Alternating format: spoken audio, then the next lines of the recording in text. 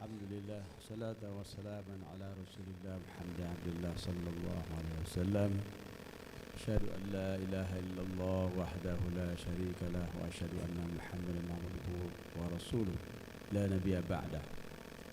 Allahumma salli ala sayyidina wa nabiyyina wa habibina wa syafi'ina wa zufrina wa nura qulubina Muhammad sallallahu alaihi wasallam wa ala wa sahbihi ajma'in wa tabi'ihim bi ihsan ila yaumiddin, amma ba'du.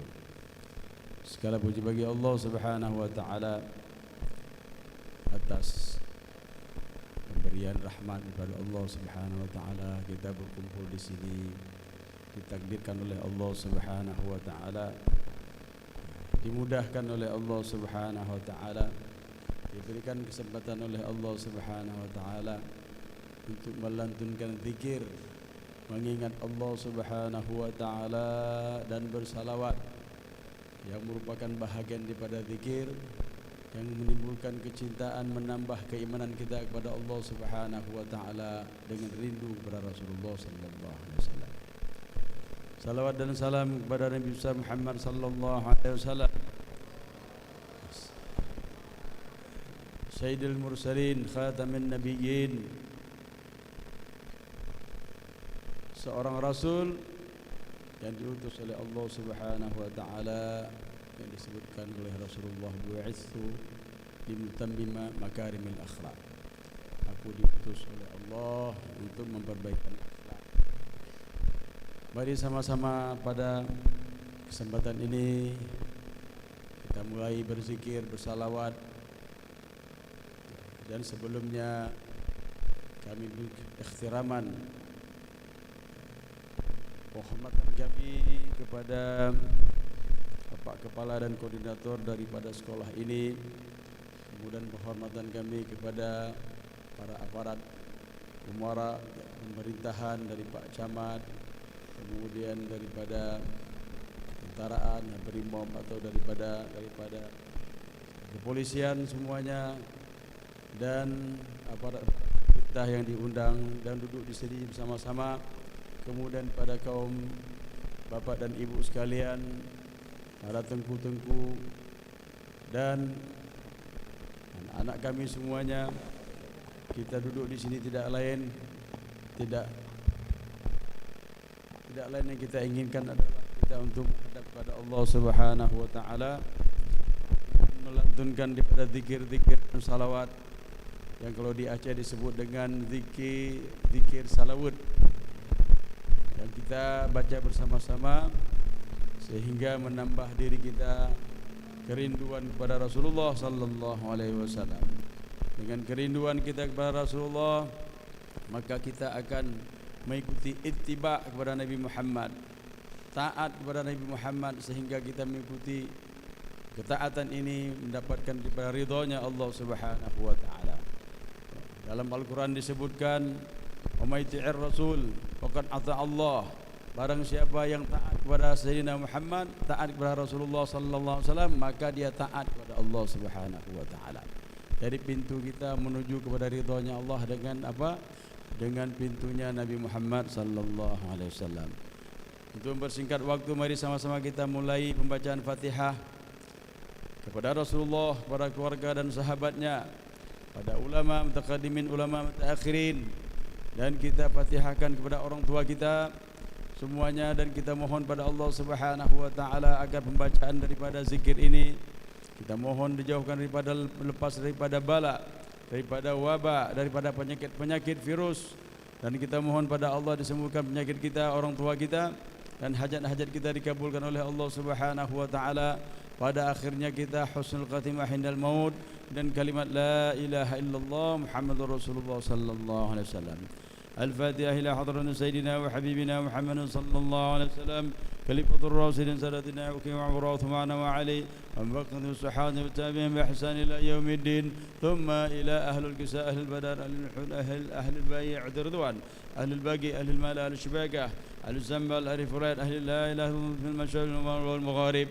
Sunan Sayyidina Ahmad Muhammad bin Muhammad Ma'ali Ba'alawi ثم إلى أولى إلى في هذا البلاد ثم الشيخ رؤوسن كل حبيب كرم مسلم بن بكير قدانجو شيخ الله كنعان ثم إلى جميع الأولياء والصالحين ثم إلى آبائنا وأمهاتنا وجدنا وشيخنا والمسلمين والمسلمات ثم بنية الشفاء ورفع البلاء والوباء والفحشاء والمنكر أن الله يقضي حاجاتنا وسهل مطلوبنا وتقبل عنا واقضي اشفي مرضانا شفانا عجلان واختم لنا بالحسن القادم عند الموت بقول لا إله إلا الله محمد صلى الله عليه وسلم وإلى حضرة النبي محمد صلى الله عليه وسلم. الفاتحة.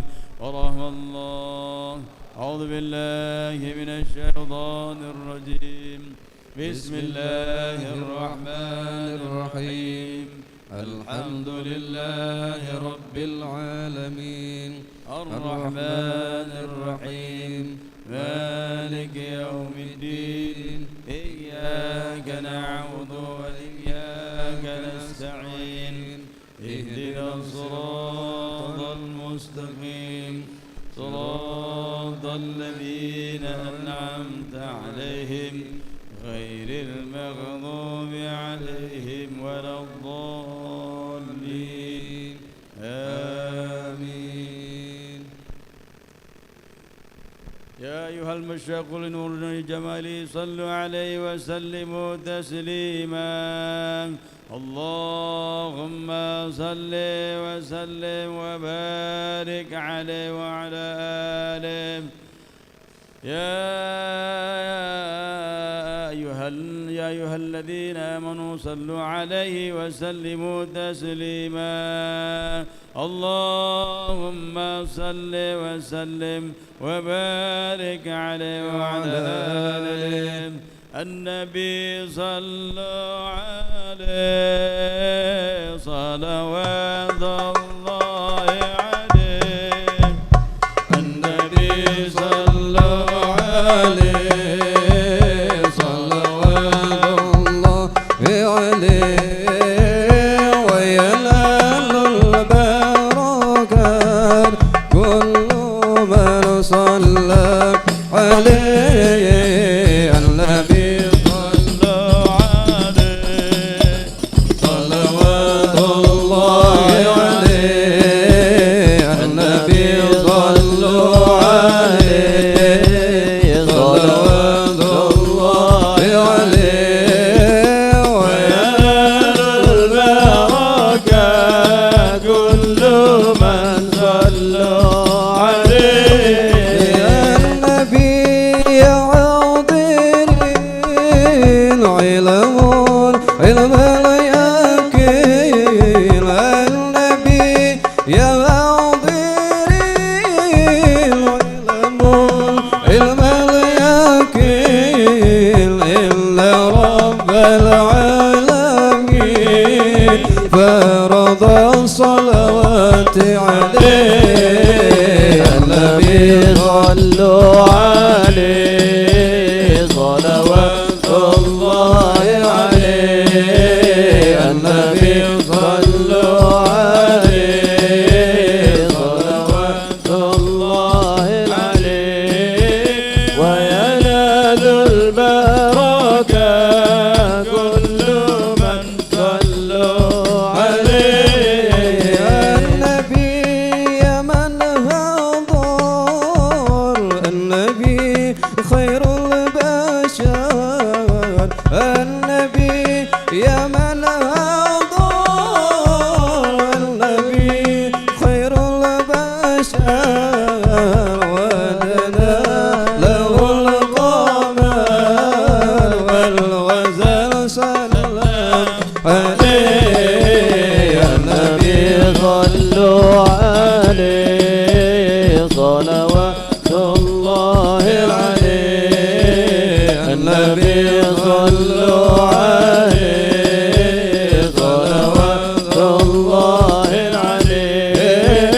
وينال البركات كل من صلوا عليه. النبي زكى العروس يقرون يلفون. النبي زكى العروس يقرون يلفون.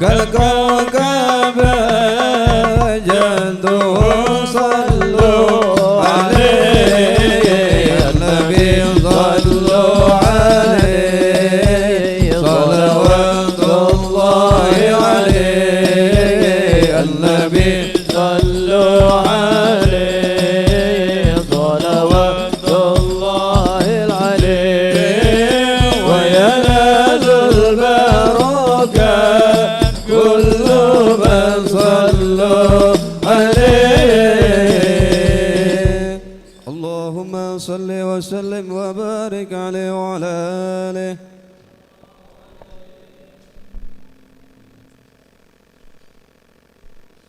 Disebutkan dalam hadis Rasulullah sallallahu alaihi wasallam, ba'du syair minal khair, bahwa syair yang dikarang-karang ini sebahagian besar itu adalah kebaikan, karena yang mengarangnya, yang menyusunnya adalah orang-orang saleh. Sehingga kalau di Aceh disebut dengan diki-diki, syair-syair daripada orang-orang saleh, para waliullah, para ulama, ini mengandung mahabbatullah, mahabbatur Rasulullah sallallahu alaihi wasallam. Sehingga ini adalah jalan dakwah bagi pada mereka. Sehingga kita membacakan daripada zikir, daripada diki-diki di istilah di Aceh, atau syair-syair, atau nadam-nadam, atau kasidah-kasidah, ini menimbulkan hati kita dekat kepada Allah Subhanahu wa taala dan rindu kepada Rasulullah sallallahu alaihi wasallam.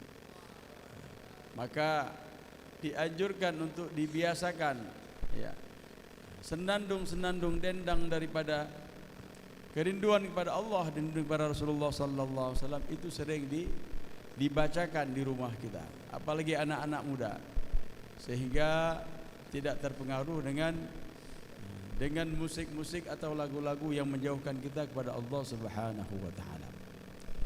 Karena dengan seperti itu kita mendapatkan ketenangan, karena setiap zikir dan kita membacakan daripada seperti tadi ini disebutkan nasihat di sini, Dzikruhu rauhatun nufus, mengingat Rasulullah sallallahu alaihi wasallam akan timbul jiwa kita akan hidup. Jiwa kita ini senang, rohaniah kita ini seperti memakan buah-buahan. Karena makanan-makanan rohaniah inilah zikir-zikir. Makanan rohaniah ini salawat para Rasulullah sallallahu alaihi wasallam. Maka kita duduk di sini tidak lain adalah inilah majelis-majelis pengobatan, majelis makanan-makanan yang penuh dengan kelezatan daripada rohaniah kita. Maka bersama-sama kita khusyuk pada Allah Subhanahu wa taala.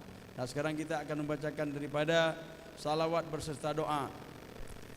Doa yang bersama dengan salawat ini kemungkinan besar sangat dikabulkan oleh Allah Subhanahu wa taala. Dalam hadis Rasulullah mengatakan bahwa kullu doa mahjubun illa ziyadah salawatu alaih. Semua doa ini terhijab, kebanyakan doa ini terhijab. Apabila ditambah dengan salawat, maka doa ini mudah dikabulkan oleh Allah Subhanahu wa taala. Mari sama-sama kita baca. Mungkin kitabnya enggak banyak lagi tapi enggak apa-apa, sama-sama.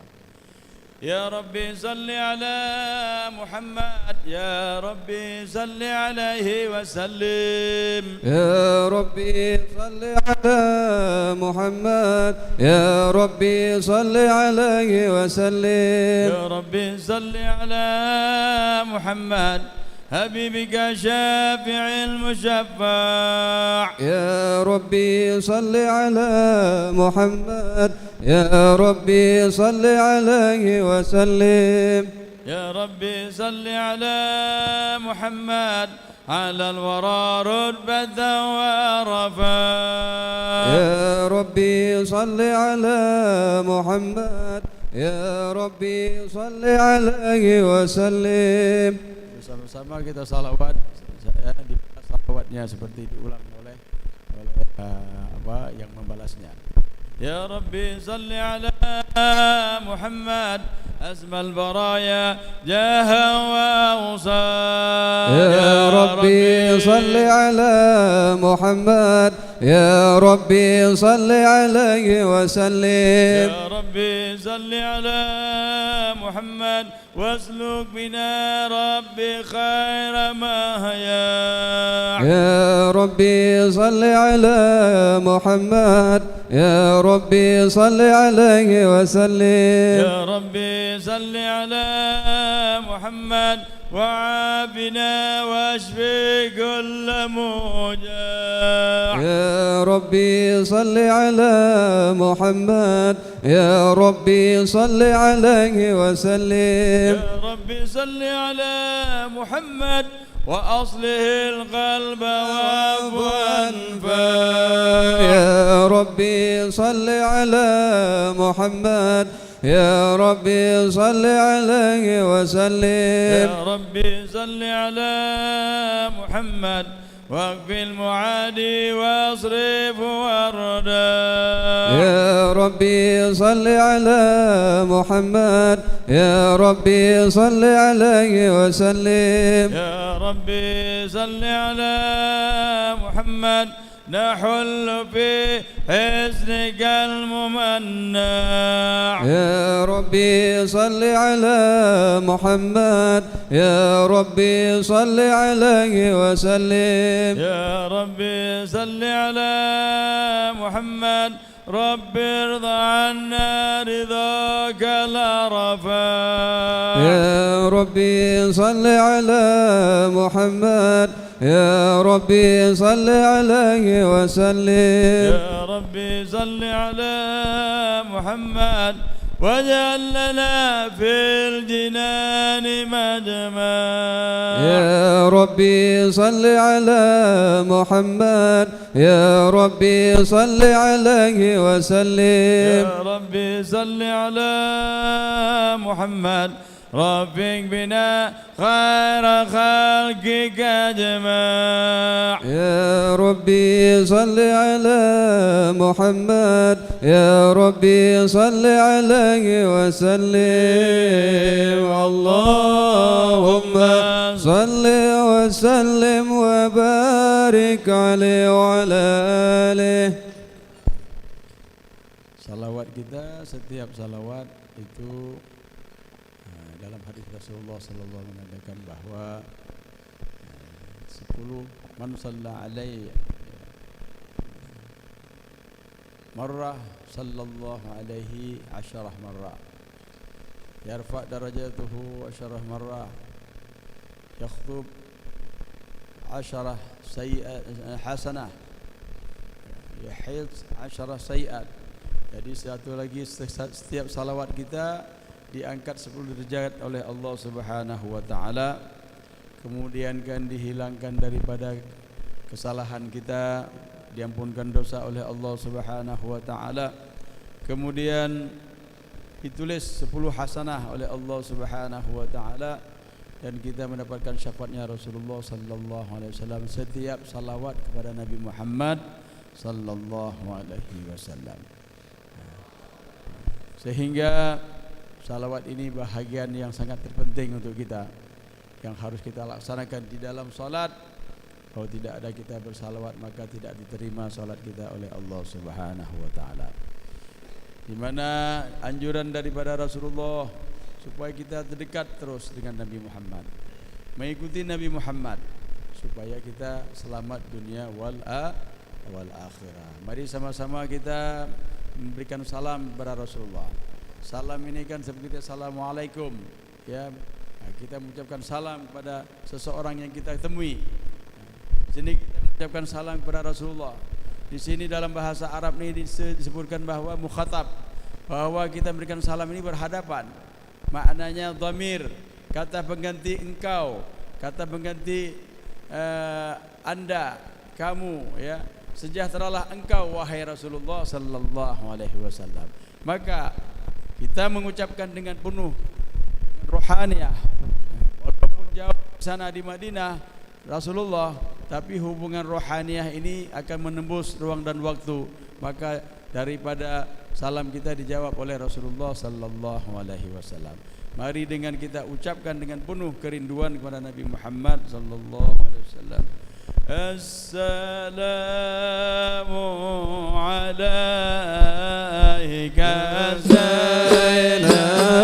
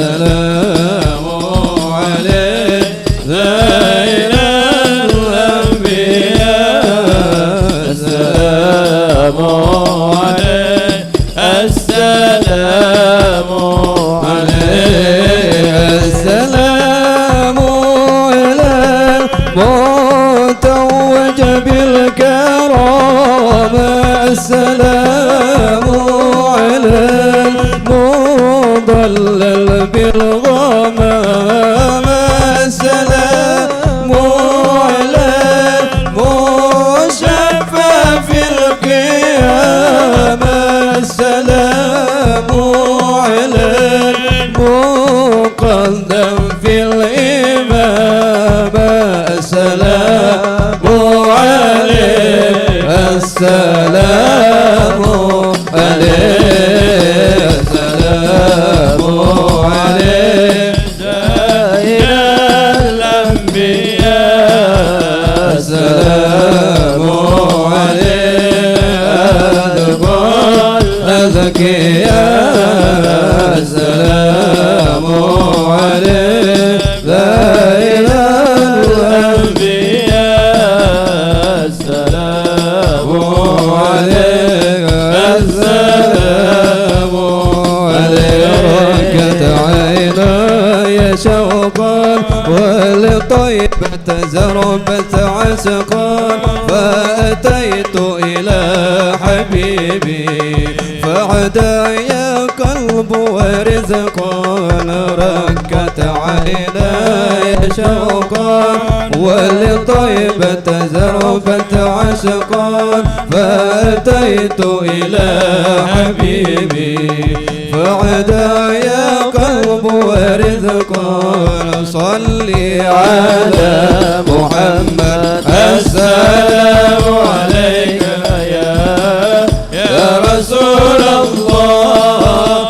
السلام عليك يا حبيبي يا نبي الله السلام عليك يا رسول الله السلام عليك يا حبيبي يا نبي الله يا رسول الله قلب بالحق تعلى وبغار إراء تعلى يا بكي يسأل خالقه فاعتض الوحي فأشرق قلب بالحق تعلى وبغار إراء تعلى يا بكي يسأل خالقه فاعتض الوحي فأشرق اقرأ اقرأ يا محمد السلام عليك يا رسول الله السلام عليك يا حبيبي يا نبي الله السلام عليك يا رسول الله السلام عليك يا حبيبي يا نبي الله يا رسول الله جئتك صابا لرسول الله محبا بالروضة سكنت روحي وجوار الحادي محمد يا طيبة جئتك صابا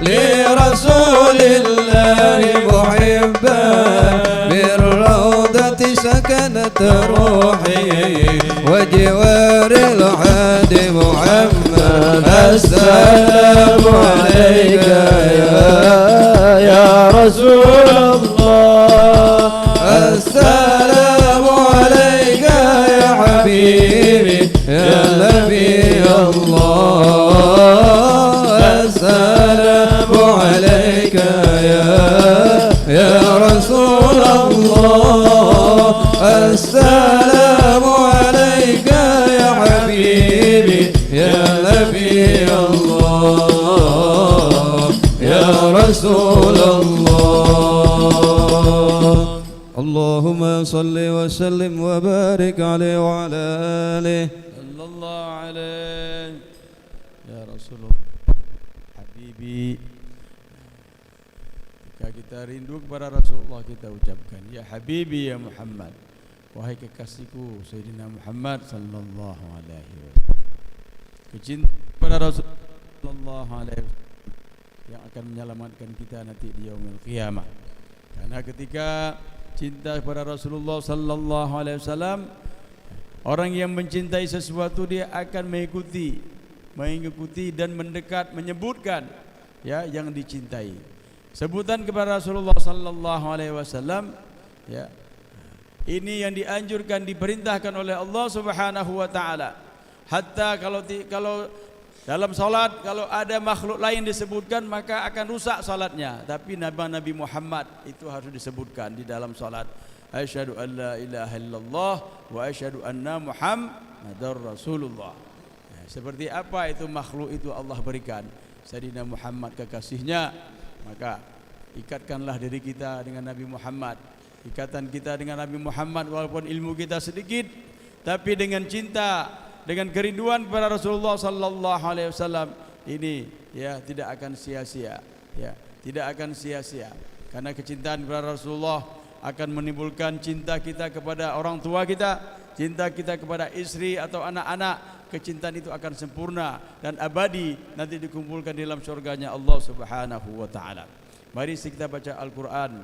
A'udzu billahi minasyaitonir rajim. Bismillahirrahmanirrahim. Inna fatahna laka fathan mubina. Sallallahu alaihi Allahu ma taqaddama min dhanbika wa ma ta'akhkhara wa yutimma ni'matahu 'alaika wa yahdiyaka siratan mustaqima. Sallallahu alaihi wa yansuruka Allahu nasran 'aziza. Sallallahu alaihi. Laqad ja'akum rasulun min anfusikum 'azizun 'alaihi ma 'anittum harisun 'alaikum bil mu'minina ra'ufur rahim. Ya rahim. Wa in tawallaw faqul hasbiyallahu la ilaha illa huwa 'alaihi tawakkaltu wa huwa rabbul 'arsyil 'azim. Ya 'azim. Inna Allaha wa malaikatahu yusalluna 'alan nabi. Allahumma salli wa sallim alaihi. Ya ayyuhalladzina amanu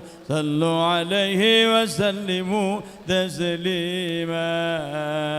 Allahumma salli wa sallim wa barik alaihi wa ala alihi. Harisun alaikum bil mu'minina raufur rahim. Ya, sifat haris ini tamak. Rasulullah sangat tamak. Tamak untuk apa? Untuk kita ini, manusia ini, umat Islam ini agar masuk dalam surganya Allah Subhanahu wa taala. Sehingga Rasulullah ketika mau meninggal masih menyebutkan ummati ummati. Kenapa? Menginginkan sekali kita ini selamat, kita ini kembali kepada Allah Subhanahu wa taala dengan iman. Inilah keinginan Rasulullah sallallahu alaihi wasallam. Inilah yang didoakan oleh Rasulullah sallallahu alaihi wasallam. Sebelum kita mengenal cinta, Rasulullah sudah mencintai umatnya. Rasulullah telah mencintai kita, setelah mendoakan kita dan menangis ketika menceritakan umatku nanti yang tidak ketemu, tapi dia mencintaiku, kata Rasulullah sallallahu alaihi wasallam. Sehingga Rasulullah menangis, ya, menyampaikan kepada sahabat. Demikian keinginannya Rasulullah, cinta sayangnya Rasulullah sallallahu alaihi wasallam. Hingga dalam hadis dikatakan bahwa la yu'minu ahadukum hatta akuna ahabba ilaih min waladihi wa waladihi wan nasi ajma'in. Tidak sempurna seseorang beriman kecuali dia lebih mencintaiku daripada orang tuanya, ayah dan ibunya, anak-anak, keluarga dan orang yang dicintainya. Rasulullah sendiri yang utama kita cintai, baru yang lain. Tidak sempurna iman. Cinta ibu saja tidak cinta Rasulullah, tidak akan cintanya itu baik. Ya, pasti dia dengan cinta kepada ibu karena dia cinta kepada Rasulullah sallallahu alaihi wasallam. Maka kecintaan pada Nabi Muhammad ini, ya, merupakan keimanan bagi kita. Ya, keimanan bagi kita, keselamatan bagi kita, mahabbatu Rasulullah sallallahu alaihi wasallam. Dan hari ini adalah hari kecintaan kepada Nabi Muhammad yang kita senandungkan kerinduan, ya, kecintaan kepada Rasulullah sallallahu alaihi wasallam. Sallu ala Nabi Muhammad.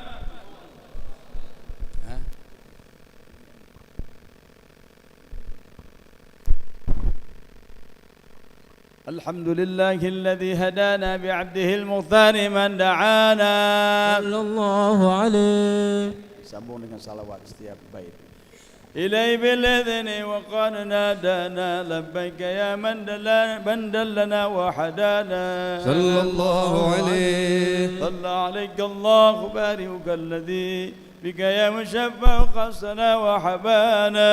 صلى الله عليه. مالك الأطهار مدن سرك الأسماء فهم صبر النجاة حمانا صلى الله عليه وعلى صحابتك الكرام حماة دينك أسبحوا لولائه عنوانا صلى الله عليه والتابعين لهم بصدق أحدا هذه المودة هي جل شجانا صلى الله عليه والله ما ذكر الحبيب لدى المحب إلا وأضحى واليا النشوانا صلى الله عليه أين المحبون الذين عليهم بذل النفوس مع النفائس هانا صلى الله عليه لا يسمعون بذكر ضل المصطفى إلا من ذا شهداء برانا صلى الله عليه فاهتجت الأرواح تستق اللقاء فتحن تسأل رب الرضوان صلى الله عليه أهل المحبين كذا فاسمع إلى زيار المشفع والرب الأذان صلى الله عليه واوصل إلى أوصاف ضل المجتبى وانظر لقلبك يمتلي وجدانا يا ربنا صل وسلم دائما على حبيبك من إليك دعانا اللهم صل وسلم وبارك عليه وعلى آله. Kita buka di halaman 74 kasidah ya, kasidah dari kitab Burdah. Kitab Burdah ya, kitab Burdah. Allahumma salli wa sallim wa barik alaihi wa ala alihi sallallahu alaihi مولاي صل وسلم دائما أبدا على حبيبك خير الخلق كلهم مولاي صل وسلم دائما أبدا على حبيبك خير الخلق كلهم محمد أشرف الأعراب والعجم محمد خير من يمشي على قدمه مولاي صل وسلم دائما أبدا على حبيبك خير الخلق كلهم محمد تجرس لله قاذبة محمد صادق الأقوال والكلم مولاي صل وسلم دائما أبدا على حبيبك خير الخلق كلهم محمد حكيم بالعدل ذو شرف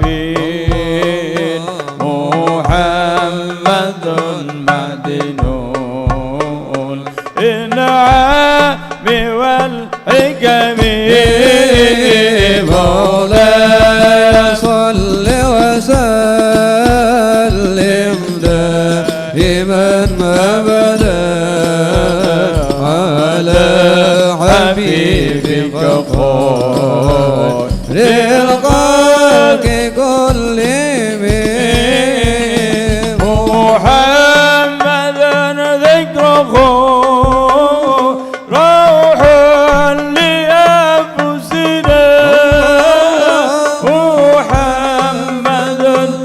حقه فاض على الأمم مولاي صل وسلم دائما أبدا على حبيبك خير الخلق كلهم محمد رضينة دنيا وبلدها محمد كشف الغمات والظلم مولاي صل وسلم دائما أبدا على حبيبك خير الخلق كلهم محمد ضحكون للضيف مكرمه محمد جرمه والله لم يضم مولاي صل وسلم دائما أبدا رسول الله على حبيبك خير الخلق كلهم محمد يوم بعث الناس شافعنا محمد نوره هادي من الظلم مولاي صل وسلم دائما أبدا على حبيبك خير الخلق كلهم Muhammadun kasyiful ghummati wa dhulami. Sayyidina Muhammad sebagai pelebur daripada kesesatan dan sebagai penjaga daripada menolak daripada bala-bala. Ya, Sayyidina Muhammad sallallahu alaihi wasallam. Maka disebutkan dalam kitab dari Sayyid Muhammad Maliki bahwa salah satunya fadilah daripada salawat adalah menolak daripada bala, ya, menolak daripada bersalawat. Ya, maka di kita di Aceh ada baca Dalail Khairat salawat, ya. Ada baca kitab Burdah, ya. Ada pembacaan daripada Barzanji. Nah, ini lagi kitab Barzanji Cid, nyo lagi kitab Barzanji Cid, ya. Cuman lebih pendek dia. Tafadhal. Ya. Jadi disebutkan dalam Al-Quran bahwa Allah tidak akan memberikan bala, menjatuhkan bala, ya, musibah yang besar kepada satu kaum itu, yang kaum itu ada Nabi Muhammad sallallahu alaihi wasallam. Ya, maka bersalawatlah kita, banyak-banyak bersalawat, ya. Nah, bersalawat ini akan menghilangkan daripada kekosongan hati kita. Dan dengan rahmatnya Allah subhanahu wa ta'ala. Dalam satu peristiwa, Abu Hasan As-Sajli, seorang ulama, seorang waliullah, dalam kitabnya An-Nabahani disebutkan bahwa dalam satu perjalanan beliau ini singgah di satu gua bermalam, kemudian tertidur. Dalam tidurnya kemudian terjaga karena dililit oleh ular yang besar. Pada saat itu beliau, ya, memikirkan, teringat bahwa setiap salawat daripada kita kepada Rasulullah, Allah akan bersalawat kepada orang tersebut. Man shalla alaika ya Muhammad, ya, sallaitu alaihi. Man sallam alaika sallamtu alaihi. Ya. Nah, barang siapa yang bersalawat kepadamu ya wahai Muhammad, maka aku akan bersalawat kepada orang tersebut. Allah mengatakan seperti itu dalam hadisnya. Ya, barang siapa yang berikan salam kepada engkau, maka aku akan memberikan salam kepadanya. Salawat dan salam adalah doa. Ya, seperti disebutkan tadi kita baca, innallaha wa malaikatahu shalluna 'alan nabi. Sesungguhnya Allah dan malaikat bersalawat kepada Nabi, yaitu Nabi Muhammad sallallahu alaihi wasallam. Dalam tafsir disebutkan makna salawat Rasul Allah kepada Nabi adalah limpahan rahmat, penjagaan, kemudahan, ya, rahmat yang terus menerus kepada Nabi Muhammad sallallahu alaihi wasallam. Maka kita bersalawat kepada Rasulullah, Allah memberikan rahmat kepada kita, menjaga kita, melindungi kita, memudahkan daripada hajat-hajat kita insyaallah. Sallu ala Nabi Muhammad sallallahu alaihi wasallam. Baca. Allahumma salli wa sallim wa barik alaihi wa ala alihi. Kita balik ke pasal 2 ya, ke pasal 2 daripada kitab ini, ke pasal 2.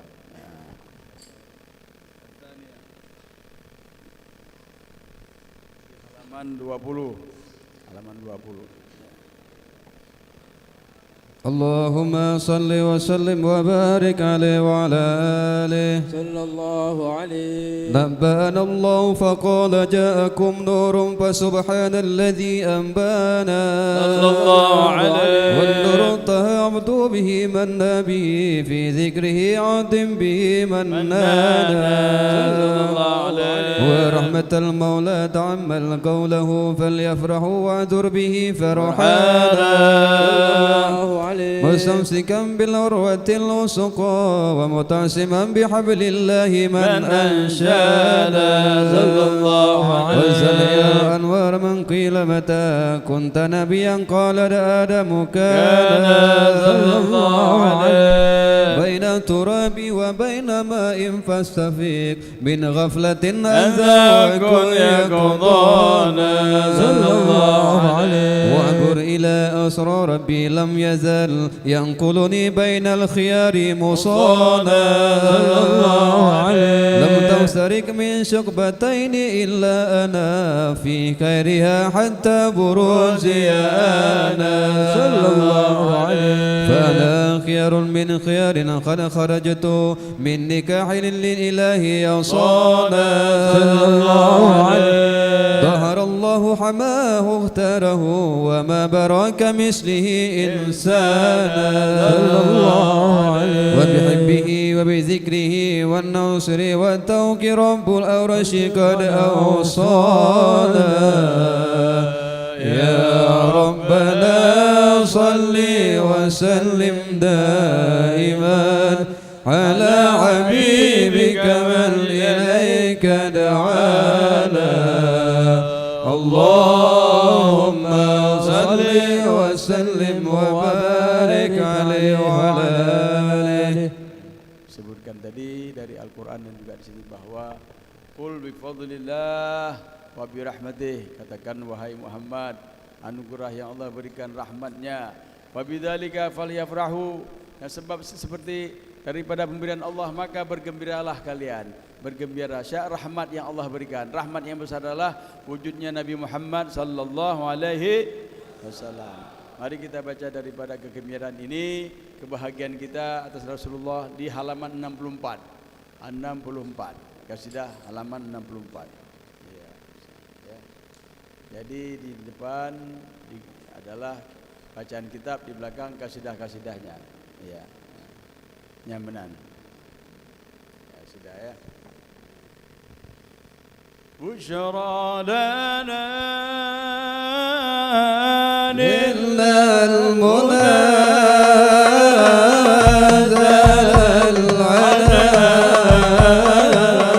وفلنا والدهر أنجج وعده والبشر أطعم لنا بشرى لنا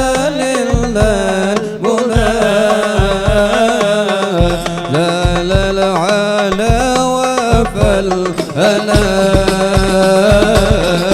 بشرى لنا نلنا المنى زالا أنا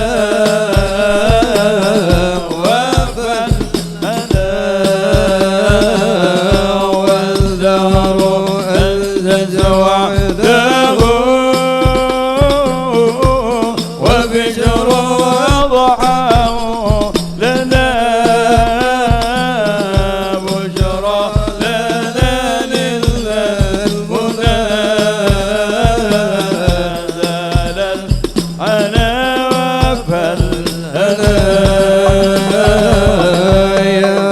مبطوط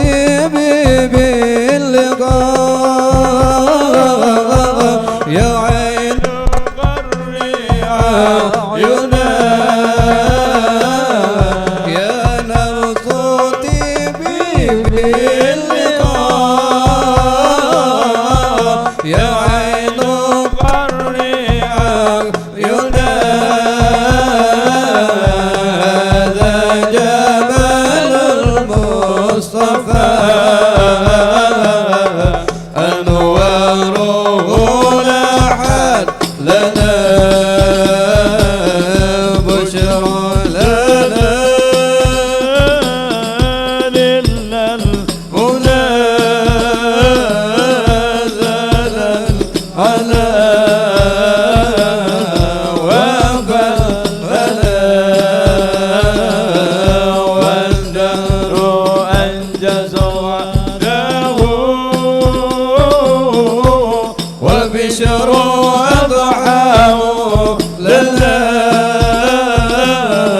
بشرى لنا لله هنا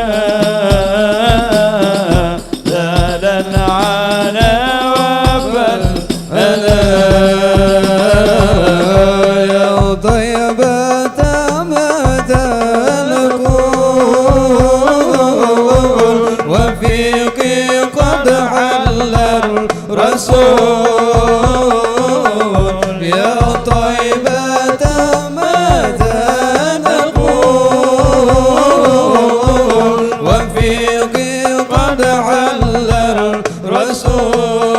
الرسول وكلنا نرجو الوصول لمحمد نبينا بشرى لنا لله هنا زال الأنا وفلنا والدار أنجز وعده وبشر أضحاه لنا بشرى لنا لله هنا زال العنا وفلنا يا طيبة ماذا نقول وفيك قد حل الرسول يا طيبة ماذا نقول وفيك قد حل الرسول وكلنا نرجو الوصول لمحمد نبينا بشرى لنا لله المنى زال العنا وفلنا والدار أنجز وعده وبشر أضحاه لنا بشرى لنا لله هنا زال العنا وفلنا يا روضة الهادي شفيع وصاحبيه والبكي يا رسول الله يا روضة الهادي شفيع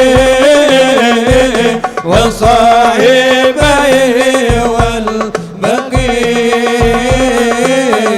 اكتب لنا نحن الجميل زيارة لحبيبنا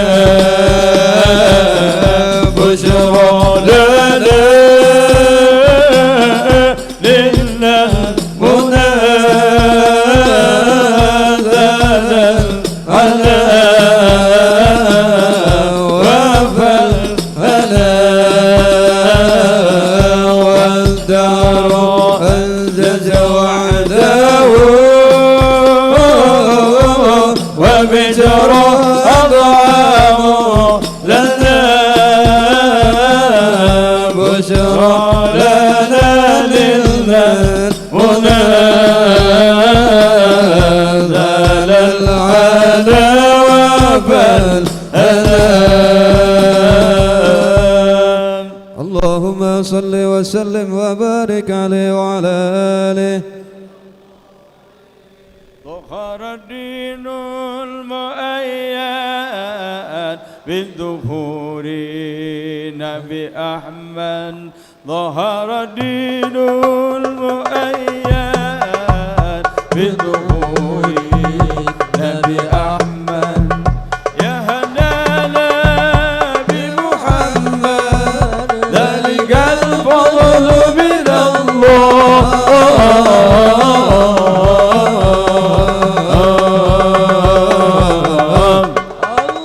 يا هلالا يا هلالا يا هلالا يا هلالا يا هلالا يا هلالا يا هلالا يا هلالا ظهر دين المؤيد بنور النبي أحمد ظهر دين المؤيد بظهور النبي أحمد يا هلالا بمحمد ذلك الفضل من الله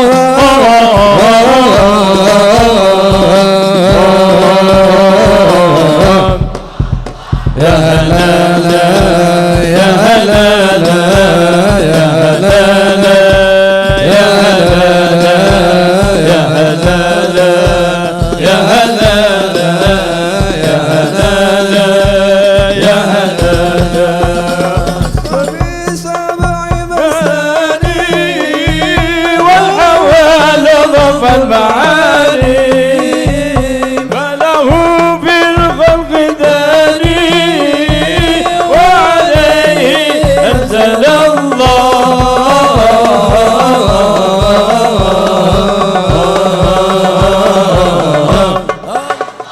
يا هلالا يا هلالا يا هلالا يا هلالا يا هلالا يا هلالا يا هلالا يا هلالا ظهر دين المؤيد بظهور النبي أحمد ظهر دين المؤيد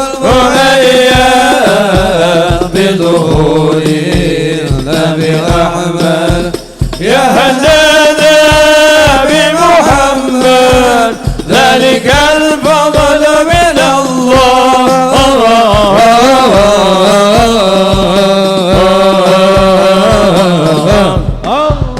يا هلالا يا هلالا يا هلالا يا هلالا يا هلالا يا هلالا يا هلالا يا هلالا من بركة الأنبياء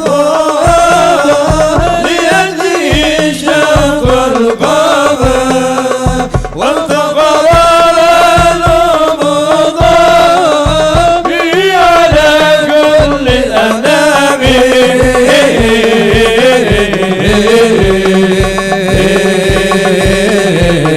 الله يا هلالا يا هلالا يا هلالا يا هلالا يا هلالا يا هلالا يا هلالا يا هلالا ظهر دين المؤيد بظهور النبي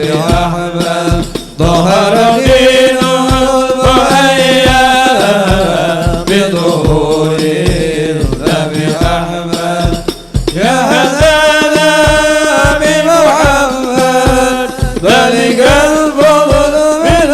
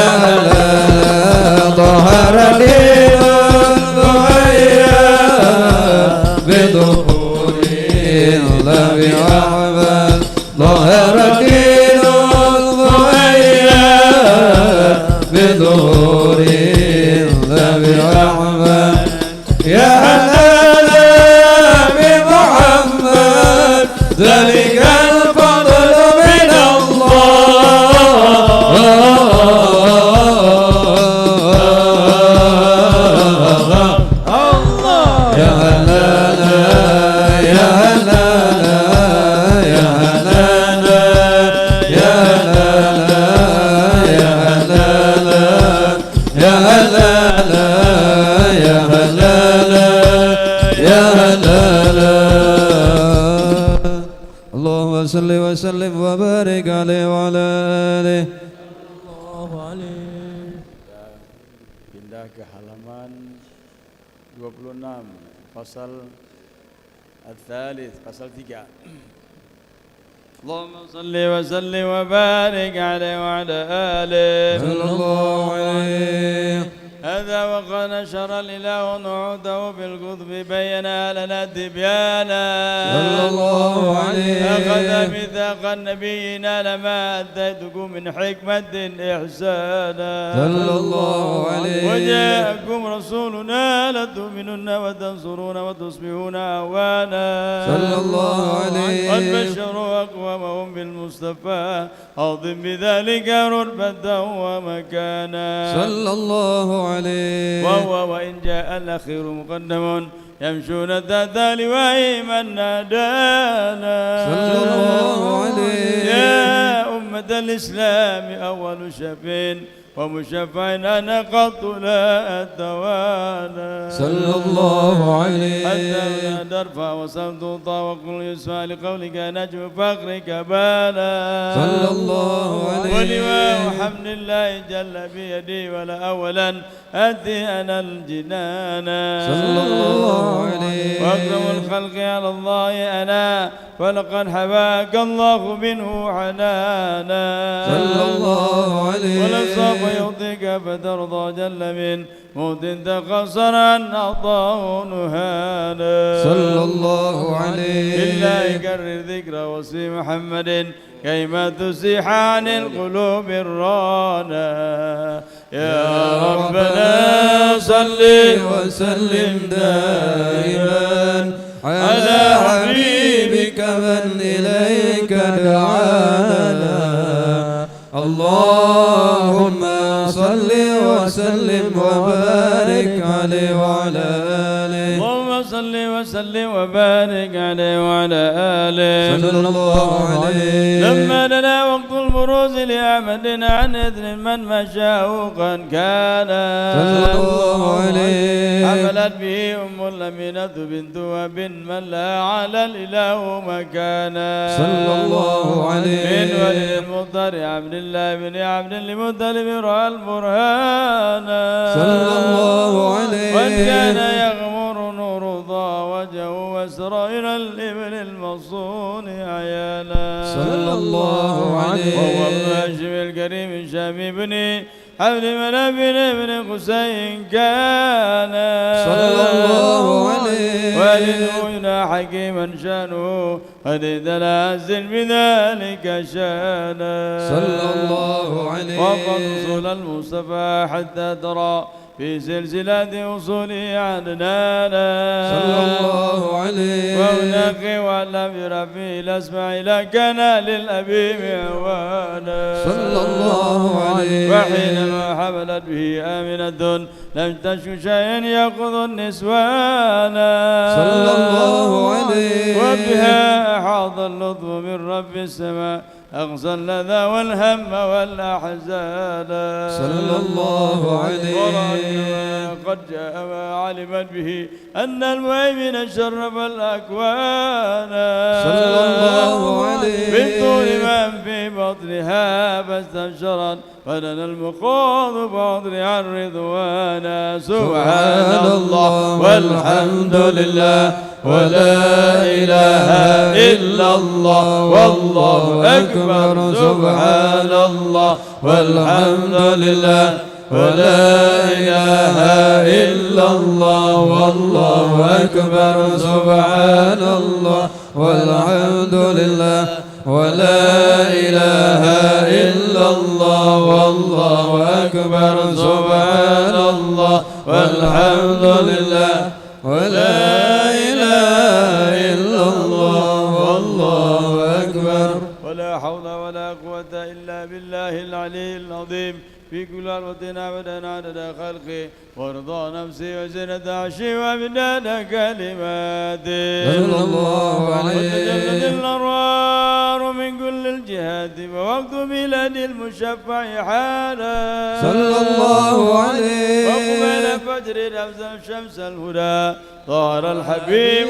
مكرما ومصانا صلى الله على محمد صلى الله عليه وسلم صلى الله على محمد صلى الله عليه وسلم نبي سلام عليك يا رسول سلام عليك يا حبيب سلام عليك صلوات الله عليك الله يا نبي سلام عليك يا رسول سلام عليك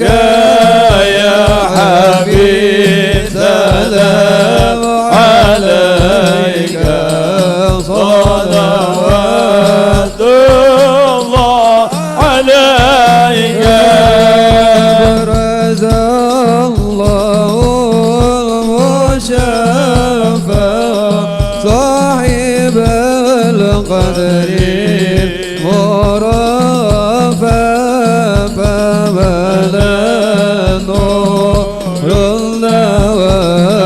النواحي عما كل الكون أجمع الله يا نبي سلام عليك يا رسول سلام عليك يا حبيب سلام عليك صلوات الله عليك أسنا مشركين وبنا شركين تصدى ودنا وقت الهدايا وحيما كفر تزاد الله يا نبي سلام عليك يا رسول سلام عليك يا حبيب سلام عليك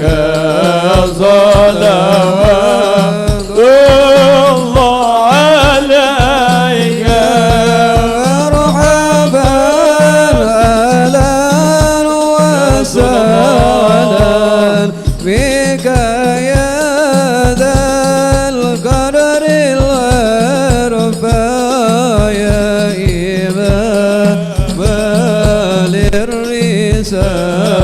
للرسالة به الآفات تدفع الله يا نبي سلام عليك يا رسول سلام عليك يا حبيب سلام عليك صلوات الله عليك أنت في الحسر ملاذ لك كل الخلق تفزع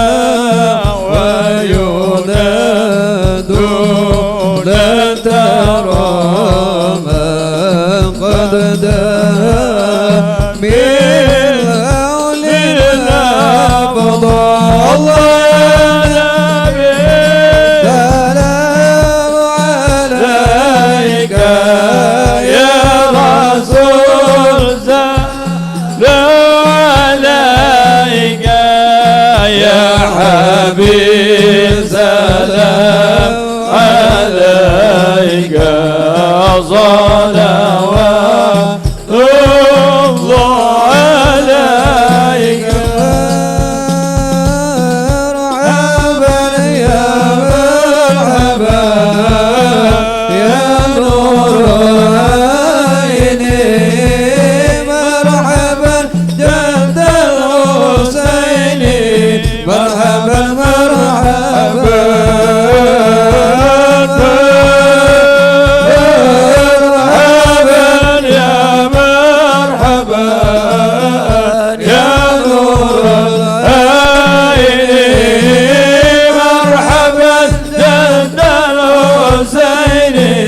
مرحبا مرحبا فلا أنت فتسد وتنادى شفاعة شفاعة وعليك الله صلى ما بدا نور وشاشة طلع البدر علينا من ثنيات الوداع وجب الشكر علينا فدعا لله وبك الرحمن نزل وإله العرش يسمى يا رسول الله يا عظيم المن يا رب شملنا بالمصطفى جمال صلى الله على محمد مرحبا يا رسول الله صلى الله عليه وسلم مرحبا صلى الله على محمد مرحبا يا حبيب الله صلى الله عليه وسلم مرحبا وبه فانظر إلينا واعطينا بكل ما طمع واكفينا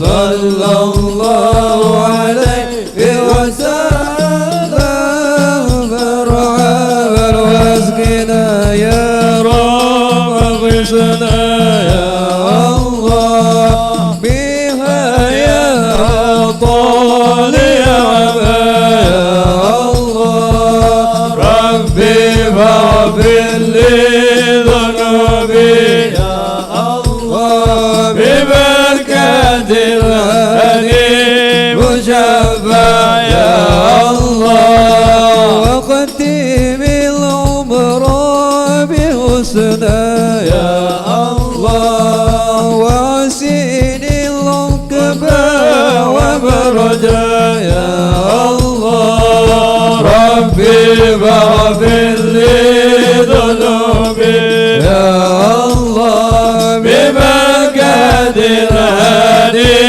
مشفع يا الله صلى الله على محمد صلى الله عليه وسلم صلى الله على محمد صلى الله عليه وسلم وصلاة الله تغشى من له الحسن تجمع صلى الله على محمد صلى الله عليه وسلم أبدا طرا وآله وساب ما سنشا صلى الله على محمد صلى الله عليه وسلم اللهم صل وسلم وبارك عليه وعلى آله.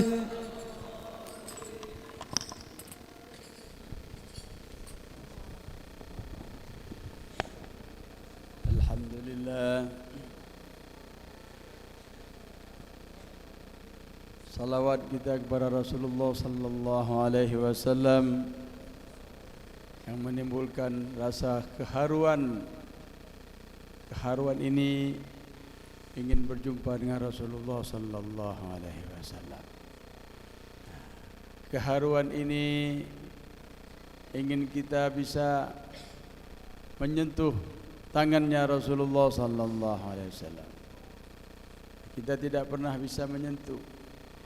Para sahabat dengan kelebihannya Allah berikan berjuang bersama Rasulullah sallallahu alaihi wasallam.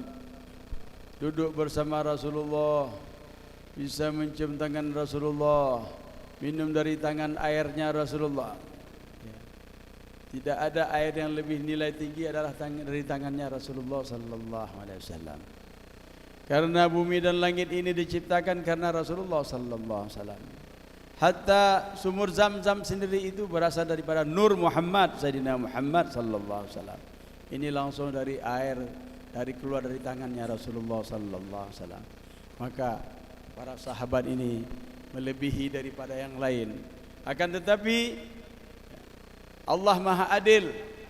Walaupun kita tidak berjumpa dengan Rasulullah sallallahu alaihi wasallam, kerinduan, kecintaan kita kepada Nabi Muhammad sallallahu alaihi wasallam disebutkan dalam hadis Rasulullah, al-mar'u ma'a man ahab. Seseorang dikumpulkan dengan apa yang dicintainya. Kalau kita betul-betul mencintai Rasulullah sallallahu alaihi wasallam, maka dikumpulkan bersama Nabi Muhammad sallallahu alaihi wasallam. Kita akan bersama Nabi Muhammad. Itu hadisnya Rasulullah sallallahu alaihi wasallam. Hatta orang yang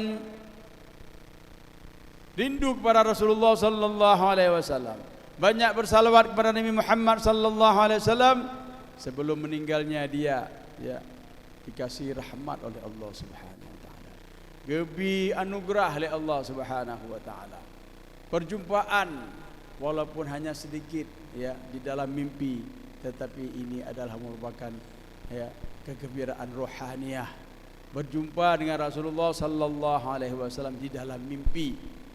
Waqala Rasulullah sallallahu alaihi wasallam, man ra'ani fil manam faqad ra'ani. Inna syaitan la yatamathuluni. Barang siapa yang berjumpa melihatku dalam mimpinya, sesungguhnya dia berjumpa denganku, kata Rasulullah sallallahu alaihi wasallam. Karena syaitan tidak bisa memalsukan diriku, tidak bisa menduplikasi diriku, kata Rasulullah sallallahu alaihi wasallam. Maka para ulama, ya, para ulama bagaimana mereka untuk dekat dengan Rasulullah sallallahu alaihi wasallam, maka banyak mereka bersalawat, ya.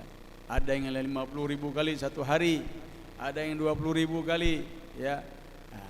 Syekh Abu Hasan Az-Zajli menyebutkan bahwa, ya, beliau disebutkan dalam satu riwayat, beliau bersalawat 100.000, ya, setiap hari.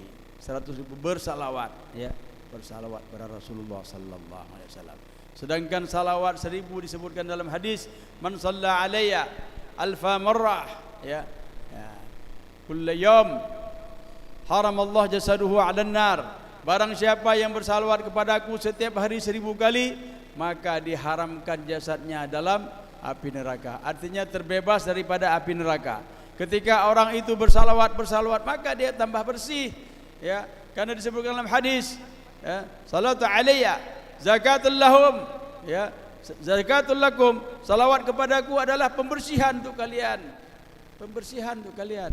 Ya, salawat kepadaku bersih, membersihkan hati kalian, membersihkan kotoran-kotoran dalam hati, membersihkan daripada kesalahan-kesalahan. Maka salawat ini, ya, diampunkan dosa oleh Allah Subhanahu wa taala. Dan ini pasti diterima oleh Allah. Karena apa? Karena ada nama Nabi Muhammad sallallahu alaihi wasallam, ya. Kalau orang beristighfar, orang pergi haji, atau orang berzikir, atau orang dia tidak dengan halnya Nabi Muhammad sallallahu alaihi wasallam, tidak diterima oleh Allah Subhanahu wa taala. Bagaimana halnya Nabi Muhammad? Ikhlas. Ada orang pergi haji karena kebanggaan, ya, maka tidak diterima oleh Allah. Karena apa? Tidak seperti halnya Nabi Muhammad sallallahu alaihi wasallam. Orang berzikir tidak dengan cara zikir yang diajarkan oleh Nabi Muhammad, tidak diterima oleh Allah Subhanahu wa taala. Ya, semuanya ilmu kita ini beranjak daripada satu pintu, Nabi Muhammad sallallahu alaihi wasallam. Maka perbanyaklah salawat kepada Nabi Muhammad, perbanyaklah kan menyebutkan sirahnya Nabi Muhammad sallallahu alaihi wasallam. Di dalam kitab ini ada sirahnya Nabi Muhammad, ada bacaan Al-Qur'an, ada zikir, ada salawat kepada Nabi Muhammad, ada doa. Ini merupakan anjuran, merupakan perintah. Tidak ada bid'ahnya di sini. Mana ada bid'ahnya? Yang kita baca adalah sirahnya Rasulullah sallallahu alaihi wasallam. Ya, disebutkan bahwa, ya, bahwa dikisahkan para nabi di dalam Al-Qur'an, kisah Nabi Musa, kisah Nabi Isa, terus daripada para salihin, Ashabul Kahfi, dan kemudian daripada orang-orang saleh, Luqmanul Hakim, diceritakan di dalam Al-Qur'an. Ya, siapa yang lebih utama diceritakan selain Nabi Muhammad sallallahu alaihi wasallam? Awal Nabi Muhammad baru diturunkan Al-Qur'an. Al-Qur'an ini wahyu, tetapi Al-Quran berjalan sudah ada sebelum Al-Quran itu datang. Sebelum diturunkan Al-Quran itu Nabi sudah jalan di bumi, berjalan dengan langkah, dengan duduknya, dengan akhlakul Al-Quran. Akhlak Nabi, akhlak Al-Quran. Makanya kalau orang menghafal Al-Quran, akhlaknya tidak Al-Quran, itu dia bukan mendapatkan keberkahan dengan Al-Qurannya. Maka dia akan mendapatkan sesuatu yang membuat dia, ya, jauh daripada Allah Subhanahu wa taala. Sallu ala Nabi Muhammad sallallahu alaihi wasallam. Ketika disebutkan Nabi Muhammad, kita bersalawat karena ada hadis mengatakan, ya, al-bakhil man dzukirtu, ya, man dzukirtu indahu, ya, man dzukirtu indahu falam yusalli alayya. Maka ada orang kerit yang disebutkan namaku, dia tidak bersalawat kepadaku. Ya, orang yang bakhil ini ketika sebut Nabi Muhammad tidak bersalawat. Maka kita bersalawat walaupun dalam hati kita. Tapi kalau kita keluarkan dengan suara lebih baik lagi pahalanya. Karena itu syiar, ya, dengan ketika sebutkan Nabi Muhammad, sallu alaihi Allahumma salli ala sayyidina Muhammad wa ala ali sayyidina Muhammad. Ini harus kita amalkan, harus kita jalankan dalam kehidupan kita. Kenapa? Karena dengan kita mendekatkan diri kepada Allah Subhanahu wa taala dengan bersalawat, ya, setiap disebutkan Nabi Muhammad, artinya itu Allah sudah takdirkan nama itu disebutkan, ya, nama itu dipuja, nama itu diangkat oleh Allah Subhanahu wa taala, maka ketika kita mengucapkan salat padanya, maka kebahagiaan kepada kita dan keberkahan kepada kita mengalir kepada kita. Karena apa? Tidak pernah putus rahmat kepada Rasulullah sallallahu alaihi wasallam. Karena Allah sendiri yang bersalawat. Innallaha wa malaikatahu yusalluna 'alan nabi. Kan itu kan fi'il mudhari', senantiasa dan sedang bersalawat dan terus rahmat diberikan terus ya, tidak pernah berhenti. Mana bisa berhenti? Sedangkan ini kalamullah, ya. Kalamullah ini qadim, baqa dia. Sudah habis semua daripada makhluk-makhluk ini dihancurkan oleh Allah Subhanahu wa taala. Tinggalnya Allah, masih ada kalam tersebut. Dengan apa? Ya. Karena ini adalah kalamullah. Sehingga sebelum adanya dunia ini semuanya sudah ada yang disebut dengan Nur Muhammad sallallahu alaihi wasallam. Maka Rasulullah sallallahu alaihi wasallam ada penolong, musaadah. Rasulullah adalah yang merupakan yang mengangkat kita daripada dalam api neraka. Rasulullah yang membuat kemudahan kita dalam dunia ini dengan apa? Dengan syariat Nabi Muhammad sallallahu alaihi wasallam. Demikian keinginan Rasulullah seperti itu, supaya kita selamat dunia wal akhirah. Banyaklah kita bersalawat kepada Rasulullah sehingga ilmu yang kita dapatkan akan bermanfaat. Perjalanan hidup kita akan mudah dengan apa? Kita dekat dengan Rasulullah. Ya, tapi kalau kita dengan Rasulullah bagaimana? Siapa yang kita contoh akhlaknya? Bagaimana kita cara memimpin? Bagaimana kita cara mendidik anak kita? Bagaimana kita mendidik istri kita? Bagaimana kita dalam keluarga? Bagaimana kita bersikap dengan tetangga kita? Bagaimana perjalanan hidup kita? Bagaimana kita masuk hutan? Bagaimana kita masuk ke dalam di lautan? Bagaimana kita berlayar? Semuanya sudah ada dalam syariat Nabi Muhammad sallallahu alaihi wasallam. Sallu ala Nabi Muhammad. Allahumma salli. Demikianlah Nabi Muhammad kita, ya, sudah memberikan kepada kita, ya. Laqad kana lakum, ya, fi Rasulullah uswatun hasanah. Telah ada benar-benar, ya, taukid, benar-benarlah telah ada kepada kalian itu contoh terbaik, yaitu contohnya adalah uswatun hasanah Nabi Muhammad sallallahu alaihi wasallam. Maka kebahagiaan kita ini, ya, untuk mendapatkan dunia wal akhirah, apapun dalam keluarga kita, dalam perjalanan kehidupan keluarga diri kita itu dengan contohnya Nabi Muhammad sallallahu alaihi wasallam. Tidak ada lain contoh yang terbaik, tidak ada lain contoh kecuali contohnya Nabi Muhammad sallallahu alaihi wasallam. Disebutkan bahwa dalam kitab dalam Maulid Diba bahwa au kaun isyarah wa antal maqsud. Isyarah semua daripada dunia dan langit-langit ini mengisyarahkan. Apa yang diisyarahkan? Yang dimaksud adalah Rasulullah sallallahu alaihi wasallam. Yang dituju oleh Allah adalah inilah kecintaan kepada Nabi Muhammad sallallahu alaihi wasallam. Adanya gunung, adanya langit, ada semua ditunjukkan untuk siapa? Untuk Nabi Muhammad sallallahu alaihi wasallam. Apabila orang berjalan di atas dunia ini tidak dengan cara Nabi Muhammad, dengan Rasul Nabi Muhammad, maka dia akan rusak kehidupannya. Ya, karena contoh dari Nabi Muhammad sallallahu alaihi wasallam. Mudah-mudahan kita didekatkan oleh Allah Subhanahu wa taala, ditambahkan kecintaan kita kepada Nabi Muhammad sallallahu alaihi wasallam, hingga lisan kita senantiasa berzikir, bersalawat kepada Nabi Muhammad sallallahu alaihi wasallam. Karena kata-kata Nabi Muhammad kita sebut Sayyidina Muhammad, hati kita ini makin tenang, hati kita makin girang, hati kita makin terluas karena menyebutkan Sayyidina Muhammad. Malah disebutkan bahwa apabila engkau dalam keadaan marah, banyaklah bersalawat sehingga hilang marahnya. Dan kemudian anak-anak akhlaknya kurang, banyak bersalawat, akhlaknya akan tambah baik insya-Allah. Kalau kurang, sakitnya belum sembuh, banyak bersalawat, dimudahkan akan sembuh penyakitnya insya-Allah. Karena apa? Semua ada rahmat daripada Allah Subhanahu wa taala. Qul bi fadlika wa bi rahmatih, itu maknanya anugerah daripada rahmatnya Allah Subhanahu wa taala. Inilah Nabi Muhammad sallallahu alaihi wasallam. Sallu ala Nabi Muhammad. Mari sama-sama kita baca doa bersama-sama, diaminkan penuh dengan makna-makna yang membuat kita dalam kehidupan ini diterima oleh Allah Subhanahu wa taala. Permintaan dan permohonan harapan kita untuk dekat pada Allah Subhanahu wa taala.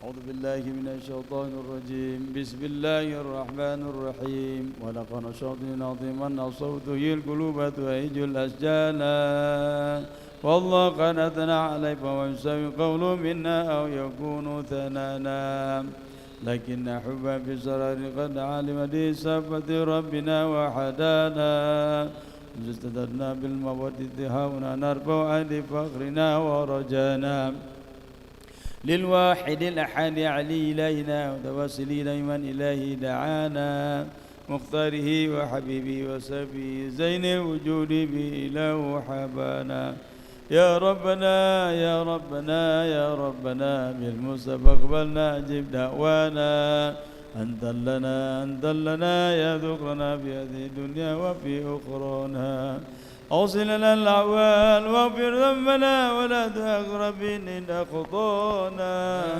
واسلك بنا بنجد المصطفى ذنب على قدم الحبيب خطانا أرنا فضل منك طلعة أحمد في بهجة عن الرضا ترعانا واثبت به في كل حال حبلنا وحبالا من ودى ومن ولانا والمسلمين ومن أجاب ردانا وذوي الحقوق وطالبا أوصانا والحاضرين وسعيا في جامنا حنان بين يديك أنت ترانا ولقد رجوناك فحق رسلنا واسمع بفضلك يا سميع دعانا وانصر بنا سنة طه بك الأرض واكمل كل من عادانا وانظر إلينا وانظر إلينا وانظر إلينا يا رب واسقنا كأسا لنا واشف عافية أجلا مرضانا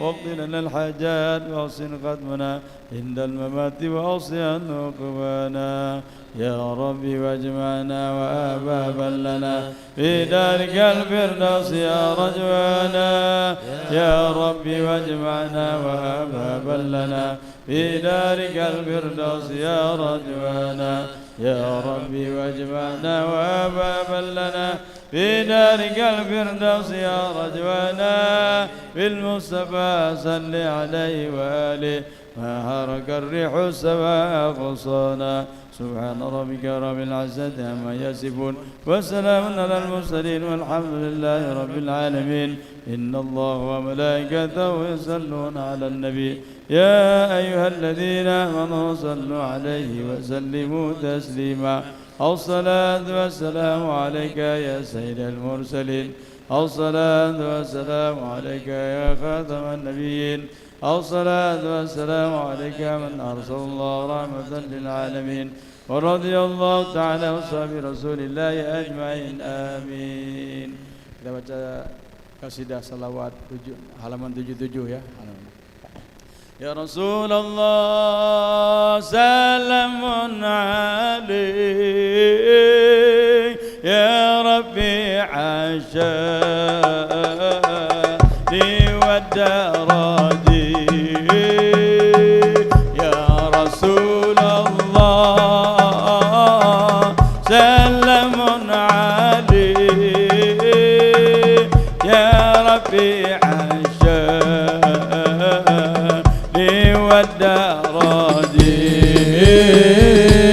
يا رسول الله سلام عليك يا رفيع الشهد والدرجي عظبة جيرة العالمين يا مهيل الجود والكرم نحن من قوم به سكنوا وبه من خوفهم آمنون وبآياته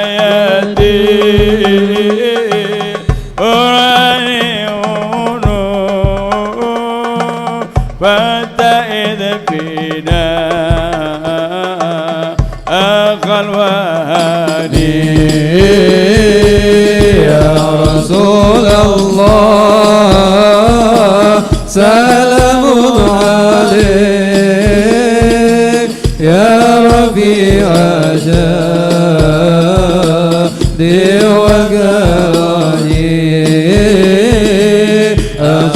جيرة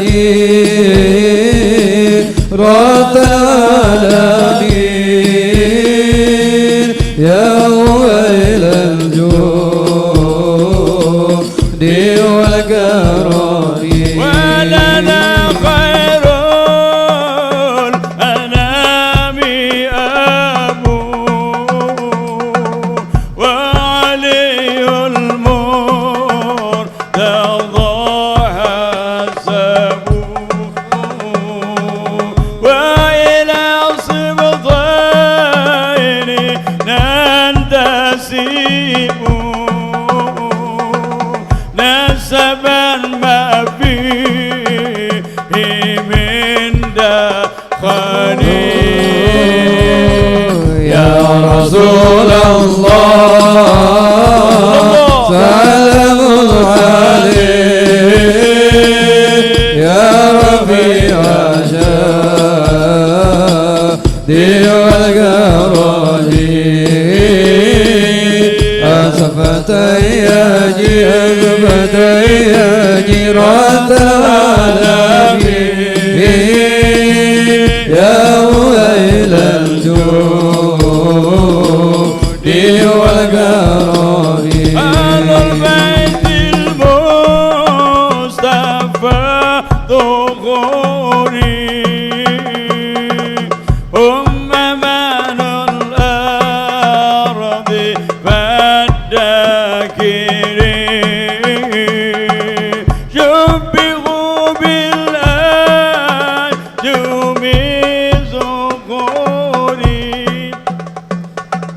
مثل ما قد جاء في السنن يا رسول الله يا سلام عليك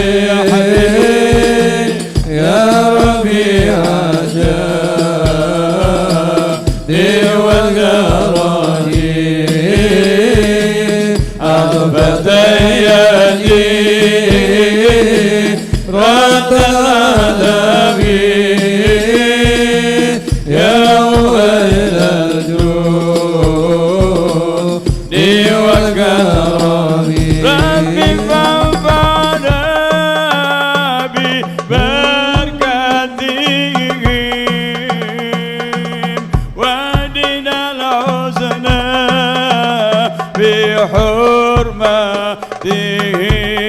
بحرمتهم وابذنا في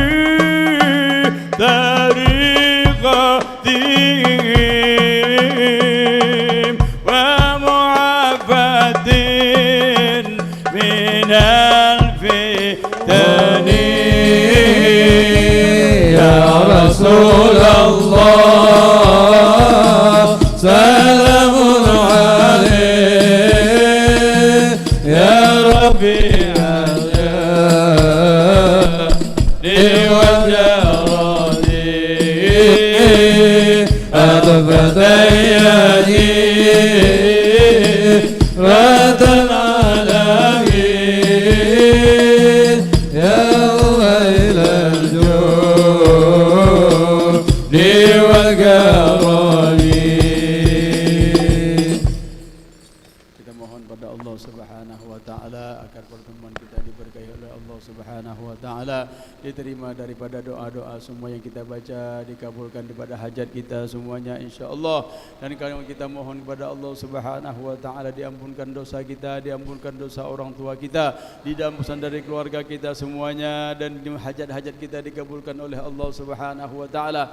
Daripada kita menuntut ilmu, bertambah dekat pada Allah Subhanahu wa taala, bertambah taat kepada Allah Subhanahu wa taala, dan kita mohon kepada Allah dibukakan rezeki yang halal kepada kita insyaallah, dan disembuhkan penyakit kita, penyakit daripada orang-orang tua kita semuanya disembuhkan insyaallah Subhanahu wa taala. Dan kita mohon kepada Allah agar kita disambungkan kita, didekatkan kita bersama Sayyidina Muhammad sallallahu alaihi wasallam. Kita menjadi pecintanya Nabi Muhammad sallallahu alaihi wasallam. Kita menjadi orang yang taat kepada syariatnya Nabi Muhammad sallallahu alaihi wasallam.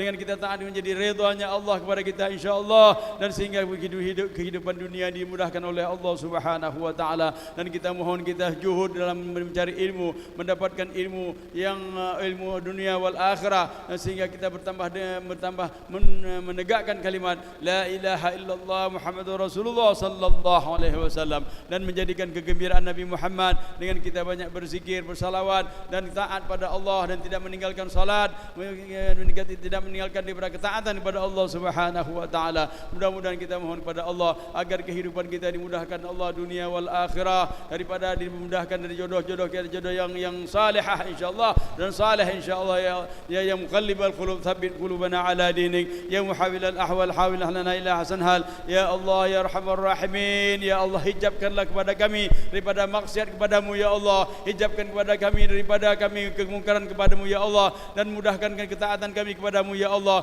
Hilangkan daripada kepada kami keinginan kami yang maksiat kepadamu ya Allah, karena maksiat kepada Engkau akan menjauhkan kami denganmu ya Allah. Maksiat kepadamu akan menghijab kami dengan rezeki daripadamu ya Allah. Dengan hijab kepadamu membuat penyakit hati kami ya Allah, maka bersihkan hati kami ya Allah. Tahir qulubana ya Allah, tahir qulubana ya Allah, tahir qulubana ya Allah. Jadikanlah kami orang-orang yang bertobat, taubatan nasuha, tub alaina taubatan nasuha, tub alaina taubatan nasuha, tub alaina taubatan nasuha, tub alaina taubatan nasuha. Ya Allah, la taj'al fi majlisina ahadan illa ghasalta bi ba'id taubati dzunuba. Ya Allah, janganlah kami keluar dari tempat ini kecuali telah Engkau ampun dosa kami ya Allah, dan telah ampunkan dari dosa dan kesalahan-kesalahan kami ya Allah.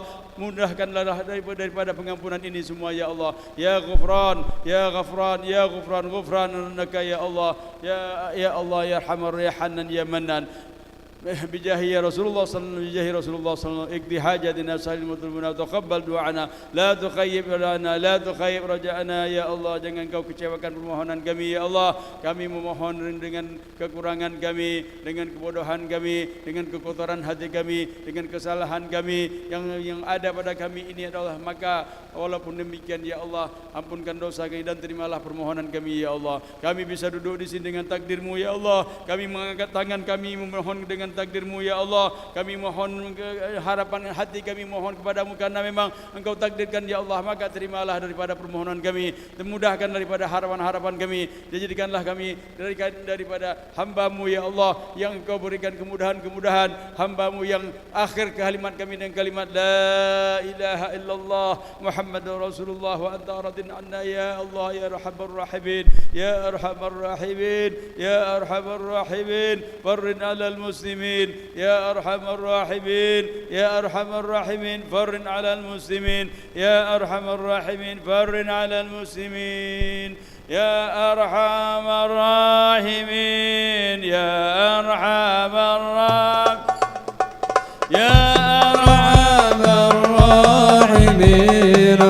فرج على المسلمين يا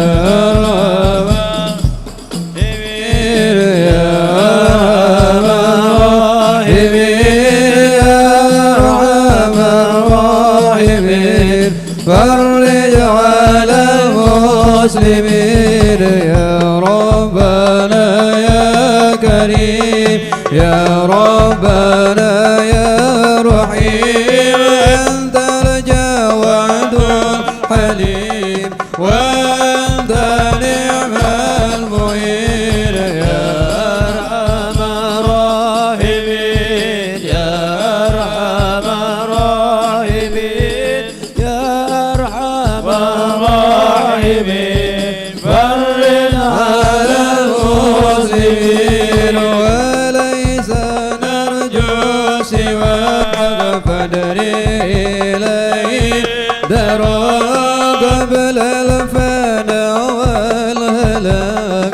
يا أم الدنيا ودين، يا أرحم الراحمين، يا أرحم الراحمين،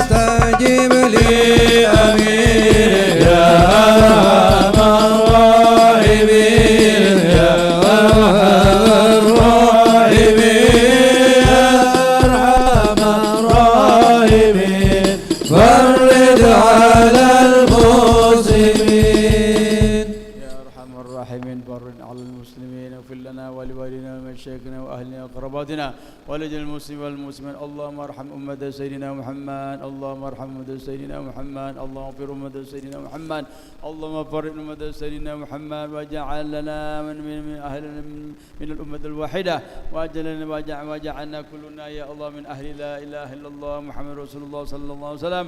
وأنت راض عنا يا الله يا أرحم الراحمين على أهل نية الصالحين. نوينا المشايخ الكرام وإلى حضرة النبي محمد صلى الله عليه وسلم. الفاتحة ورحمة الله. أعوذ بالله من الشيطان الرجيم. بسم الله الرحمن الرحيم. الحمد لله رب العالمين الرحمن الرحيم مالك يوم الدين. إياك نعبد وإياك نستعين. اهدنا الصراط المستقيم صراط الذين أنعمت عليهم غير المغضوب عليهم ولا الضالين. آمين.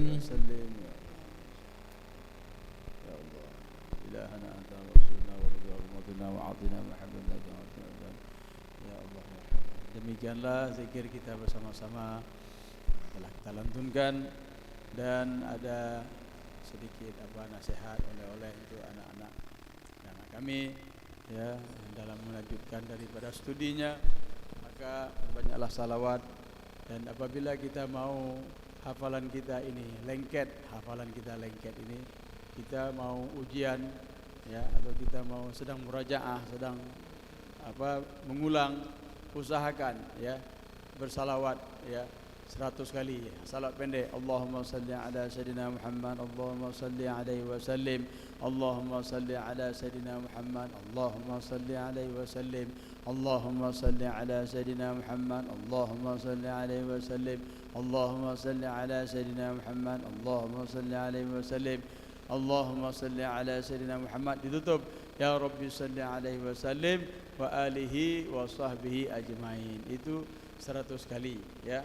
Sebelum belajar, sebelum mengulang ya. Setelah mengulang 100 lagi dibaca. Kalau enggak bisa 100, 50 kali ya, 50. Cepat-cepat, hana trip.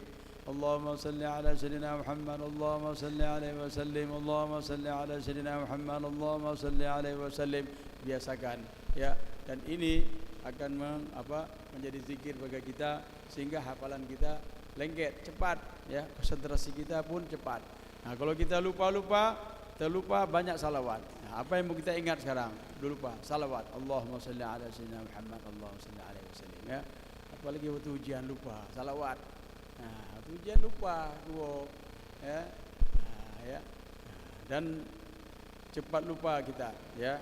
Kalau kita banyak ya melalaikan diri, mata-mata kita melihat sesuatu yang maksiat, itu cepat lupa ya, malah sehingga orang-orang yang hafal Quran kalau maksiat hilang hafalannya. Mudah-mudahan diberikan kemudahan untuk kalian semuanya, adik-adik kami, anak-anak kami semuanya. Dan kami atas nama daripada Majlis An-Nur mohon maaf ada kekurangan kata-kata yang tidak pantas adab pada tengku-tengku sekalian, apalagi sekarang kita ditempatkan di atas. Nah, tengku-tengku ada orang tua kami yang lebih tua di bawah, kami minta mohon maaf karena ini adalah merupakan setelah pengaturan dari panitia. Demikianlah, wabillahi taufiq wa hidayah. Wassalamualaikum warahmatullahi wabarakatuh.